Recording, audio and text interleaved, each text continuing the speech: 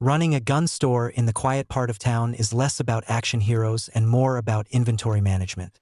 Most days it's just me, the quiet hum of the fluorescent lights, and Mr. Henderson from down the block arguing about the merits of a bolt action versus a lever action for the 100th time.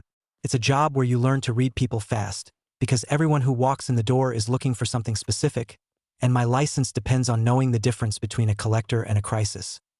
Today started like any other Tuesday. Slow. I was polishing the glass on the display case showcasing the vintage revolvers when the bell above the door chimed.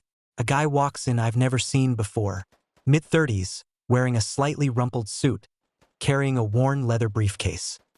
He had an intensity in his eyes that didn't match the general suburban dad vibe he was putting off.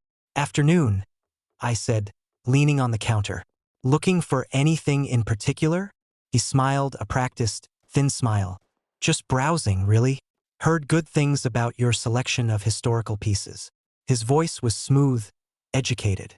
The kind of voice that probably negotiates multi-million-dollar deals. He didn't head for the modern tactical rifles, which is where most first-timers gravitate. He went straight to the old stuff, the stuff with history.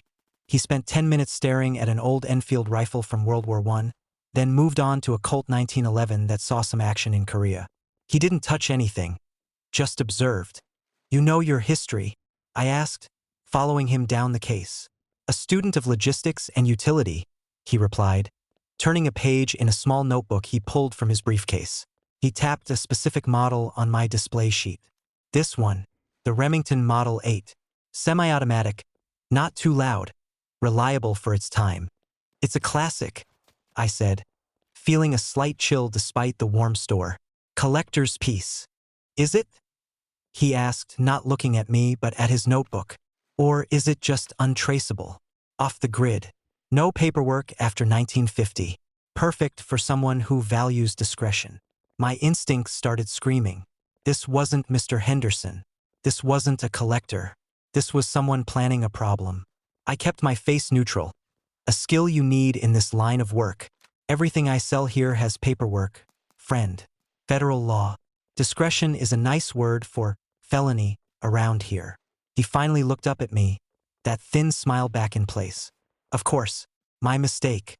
Just hypotheticals." He closed his notebook, snapped his briefcase shut, and started walking toward the door. "Lovely chat. I'll be in touch." The bell chimed again as he left, but the silence he left behind felt heavy. I didn't like his smile. I didn't like his questions. And I had a sinking feeling this guy wasn't done with me or my shop. Link and subscribe for part 2.